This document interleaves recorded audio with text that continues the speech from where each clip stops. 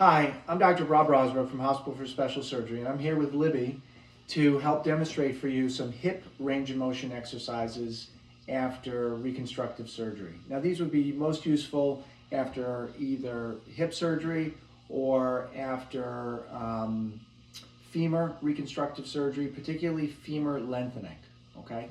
Now, after surgery, it's really important to work on exercise for range of motion to optimize the clinical result.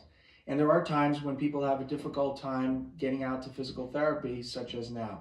So I'm going to show you some of these exercises with Libby's assistance, and hopefully this will enable you to do this at home. Okay, so let's get started. First one we're going to demonstrate is called the scissor exercise, okay? And so what's going to happen is you're going to flex one hip and extend the opposite hip at the same time. So let's start with the left side. You're going to bring your knee up, you're going to grab it with your hands, and what you're trying to do is flex and bring this knee as close to your chest as you can, but at the same time you're trying to push this knee into the bed.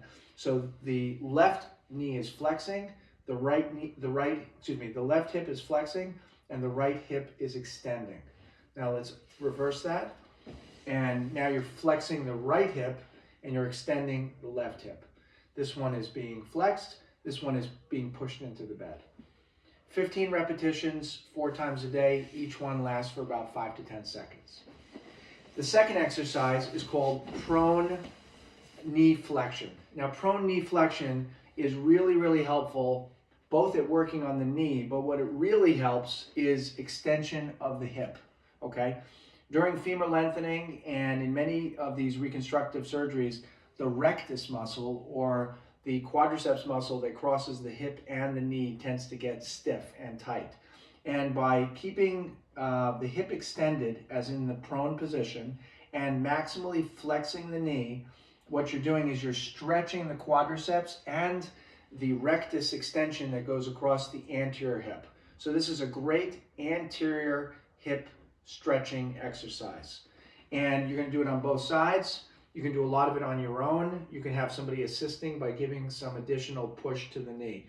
When you do this, if there's tightness, the butt has a tendency to lift up a little bit, so it's really important to kind of push your butt into the bed at the same time that you're doing the stretch.